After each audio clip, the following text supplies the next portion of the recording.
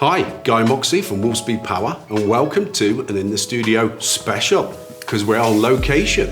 We're in southern Germany, and that for us means automotive. Actually, all things electrification around automotive. And for this, I'm joined by an incredibly special guest, Mr. Naser Daqqa from Power I.D. Welcome to In the Studio. Thank you so much. I'm really honored to be here today. Naser, thanks for being here today. You're a busy man. And just before we start, your career has been incredible. And I say has because it's still going. It's not over, absolutely. But just walk us through, because you've been in electrification of automotive right from day one. Absolutely. I started my first day with the electric motor on the test bench. Okay. From the first day of my career, I started at Mercedes, working for hybrid electric and battery electric vehicles. And I also worked for fuel cell technology, fuel cell development. After 11 years of Mercedes experience with e-mobility, I switched to Porsche, and I was from the first day responsible for all electric drives at Porsche. That means every hybrid vehicle, plug-in vehicles from Porsche, and also Taycan, I was responsible for the electric powertrain development with my team. That's why, yes, you are right. From the first day, I am really an e-mobility guy. And that was really before e-mobility was fashionable. It was a concept, was it not, back in the very early days? To be honest, I met really few people who were believing in that it would be coming after 20 years or 25 years. But for me personally, it was a very clear picture.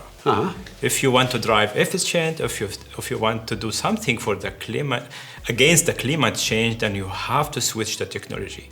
We don't need to switch it immediately from 0 to 100, but we have to start switching. And the best way to try it yourself. So where do you think we are in the scale of that switching? We're now 2022, and you've been working for a couple of decades around e-mobility. Where are we? How far have we got to go? I do believe 2035 will be the biggest change. We will be crossing the 50% worldwide. At the moment, in some countries they have 20, and others they have 60. Yeah, places like 70, Norway, for like example. Norway, but 68. they are specialists of places. They are special countries also, but that is a signal that the end customer is accepting this. Once he tries it, he will be accepting it more, and that will be coming. It's just a time question, and also the industry has to change and has to accept this change. Yeah, and change is for me always a chance. You have to try it, and you have to get the best from it. It's an opportunity. It is absolute opportunity, and we need this. In the last 50 years, what kind of evolution we had in our cars? All of them have 4 wheels. All of them have one steering, one's in the left, one in the right, and we have some navigations development. We have some reducing of CO2 for sure. But it's not really the real revolution for the engineers, and also for the regulations, and also for the companies. Yeah. It's really exciting times, but you need obviously technology to enable this. And over the last decade or so, I'm really thinking about the battery technology, the power electronics technology, the drive technology. Absolutely. This last decade, which is only a couple of design cycles really in automotive. Yeah. It's really come on leaps and bounds, and you've seen firsthand this enabling new technologies. I do believe the point is to think top down, to have the view on the system level, and to go down and to check what is the best for the technology. How I can improve the efficiency, how I can improve the NVH, how I can improve the cost and weight. Yeah. And if you take this as a target, you will come faster than we all of us believing. And it is not that costly, it is not that difficult, but we need to have the system overview to reduce cost, to reduce NVH, and to optimize efficiency. Yeah, and when you say system, I mean, it's not just on the vehicle, it's the infrastructure around the electric vehicle, Absolutely. The whole thing. And this is where Power I.D. comes in as this consultancy type of operation from wall to wheel. Absolutely. This is our target, to optimize the complete ecosystem. From charging, from well to wheel, and to find the optimal solution for every company and for every kind of vehicles. Not all of vehicles need the same technology. Not all of them needs the 800 volt. Not all of them need SEC. But everyone has to be reviewed and has to be combined, the technology, and to decide which is the best way. For different kind of cars, sport cars, luxury primes, and so on, you need different technology. Not really focused on performance only. We have to always to focus on efficiency, yes, and also to focus on cost and lifetime. Yeah. Yeah, the consumer obviously has a wide choice. They have different motivations. What are you seeing? Let's move to the infrastructure side. You know, there's a lot of advancements on the vehicles themselves, great advancements.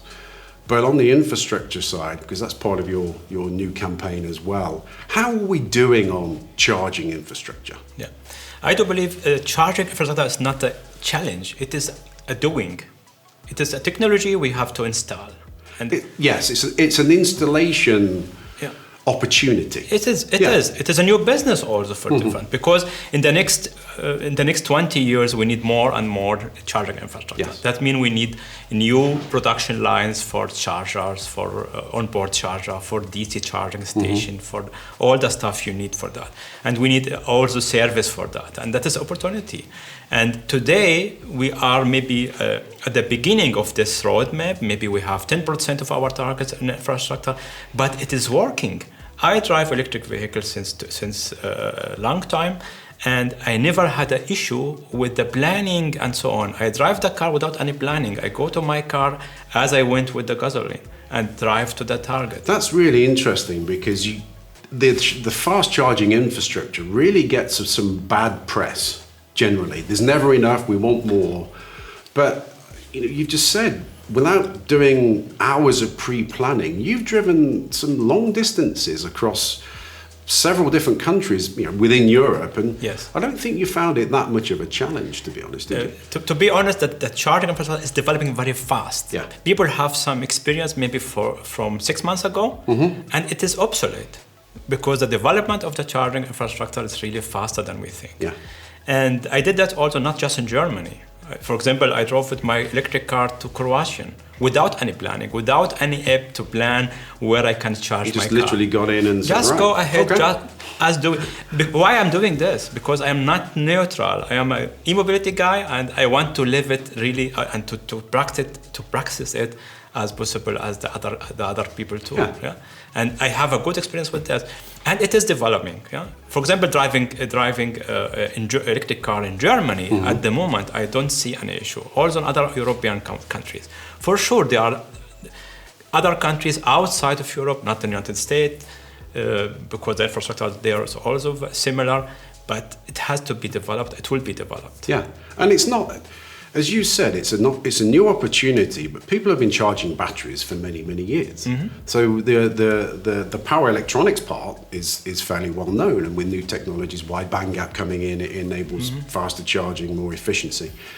And it's great to see countries giving legislation. The new infrastructure bill in North America.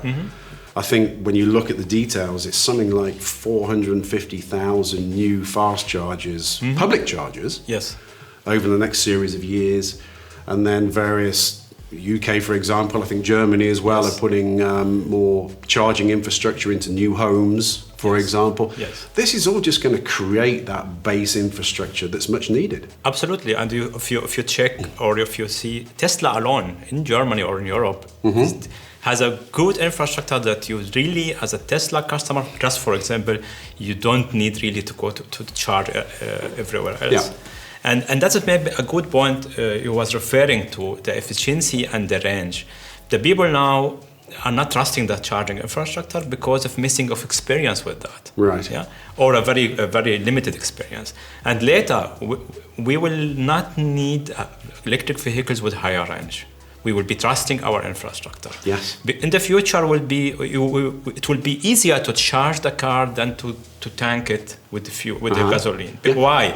Because you will be charging during sleeping. You will be charging during lunch. You will be charging during meetings. Yes. And that takes maybe 5 seconds to plug the connector, and you go to the meeting. It's not a big deal, is it really? Absolutely. It will be something really behind. It will not be an effort to charge the car. Today is not so far, but I do believe in the next 5 years we will see it. And then we will have easier progress during charging, not like we think today. Yeah, better experience. But better experience. Interesting, you mentioned Tesla. You know, they're vertically integrated with their charging. Do you see that becoming more of a trend that the car makers themselves will be implementing their own charging, or will they outsource it and push it to other utilities? Or to be honest, it is not needed to do it like Tesla. Tesla did that because he was the first, and he knows the challenge, and the big problem is the charging infrastructure. But there are many providers can do it for other OEMs together. And for example, Ionity is doing this for many all German OEMs plus Hyundai, and others are coming very strong like NBW, and there is many opportunities without including the OEM in this business. It will be a mix, but it's not necessary to be managed by OEM. I'm actually very excited about, you said wall to wheel, I'm really excited about sun to wheel. So you have your own solar energy storage, a DC, a small 20 kilowatt DC charger, all under your own roof with a small microgrid in your house. That to me is incredible. That's the way to go. Yeah, absolutely. That is the way what we have to go, because it's the efficiency. Yeah. The best way to buffer energy is the battery at the moment, because it's very efficient. And if you go sun to wheel or wheel to wheel, we have at least with the electric vehicles 80% efficiency, and that's really by far the best technology we have. Yeah. And we must go in that direction. Think about in 2035 we will have more than 15 years experience with e-mobility. Yeah. And then many battery will be going back to second life and so on. And then we can use them. We don't need to think everything has to be done today. Yeah. Because 2035 we will still have in Europe more than 200 ICE vehicles in Europe. Yeah. And 90, it is the indication, and 90 million electric vehicles. Right. It's 30%. Yeah. And the process and the progress is not really from one day to the next. It's step by step. Step by step. And obviously you spend a lot of time focusing on passenger vehicles, but the e-mobility is of everything, ranging from jet skis to scooters to cars to trucks to buses. Commercial vehicles, trucks. And they all need charging. So we're at Wolfspeed very biased about silicon carbide, and we've seen the embracing of this technology within the automotive and for the charging as well. What's been your experiences with a new technology like silicon carbide? Yeah. My main focus always is the efficiency. Yeah. That's why I love electric motors from the first day, because they are very efficient. And when we can do it even better, then we should do it. And my experience, 800 volt, for example, combined with silicon carbide, you can really, in daily use, not just in official communication, in daily use, you can improve the efficiency from 5 to 20%. And that is, it sounds maybe normal, but you can save batteries, you can save cells. Cells are weight, are package, are cost. 5 to 20% is, if you're in the power supply industry, 0.5 of 1% is an exciting thing. So 5 to 20% is mind-boggling, to be honest. And I mean in the daily use. Not on test benches and so on. In the daily use, even if you save 5%, 5% cells, 5% weight, 5% cost from the battery. And we know today that the main challenge to get the range you need, to get the efficiency you need, is battery. The main challenge. And the battery, if you check that all the sedans cars or SUVs, they have a very heavy battery, a very expensive battery. And it will be improved, independent from SEC, but it will be helping the battery development to have even more efficiency. Back to your system level. It's a system level. We will do a big mistake when we don't consider the system level. The system, top down, it has to be considered, because we have the chance now. We're starting new technology, and we can do it. We are not carrying over something from the last 100 years. this is the chance for us and the opportunities for us. It's a new mindset, it's a new market, a Absolutely. new mindset. There's very little legacy. Absolutely. It's a fantastic opportunity. And you said 2035. You know, both of us are very young, you know, so I don't know if we're going to be around in 2035. Hopefully we'll be around, but I'm not sure we'll be working or not. It's a different matter. We'll be enjoying it. We'll be enjoying the fruits of our labour, won't we? Absolutely. But that's 5 or 6 more design cycles probably in automotive. And each design cycle, as you said earlier on, is not just a small increment forward. It's becoming a big step forward all the time, which is, you know, power electronics has never been that progressive. But now it suddenly is. Yes, because the first steps to develop electric vehicles or hybrid was really very slow and very weak. Yeah. And was really just lower level of engineering, of budget, and so on for the automotive industry. And we were carrying over power electronics from the industrial application. Yes, it was. Yeah, absolutely. And what we did, we optimized the lifetime of those kind of devices. We optimized the coolant. We optimized the mechanical structure to make it possible for carrying over to the automotive.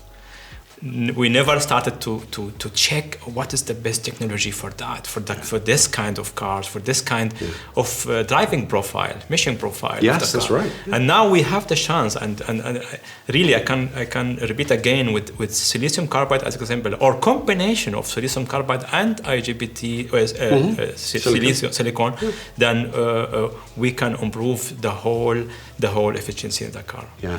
It's incredible, and you know, you've got 20 odd years under your belt around electrification, and that's, you know, your enthusiasm is still infectious. You can just feel it coming through, and there's a lot more to do. So really thank you for what you've done for this whole industry, and we look forward to at least another couple of design cycles with Power I.D. going forward. And I'm excited about the whole of the infrastructure, and then you've gone into solar, and then you can go silicon carbide into the grid and solid state transformers, solid state circuit breakers. Yes. You know, it's really pushing the boundaries through and through. So once again, thank you, Naser, for being with us. Thank you for supporting this technology, and great to have you on in the studio. Thank you. It is my pleasure really to be here and to support Wolfspeed. Well, thank you once again. Thank you. So again, join me for further more in-the-studio specials. We're still on location. Guy Moxey, Wolfspeed Power.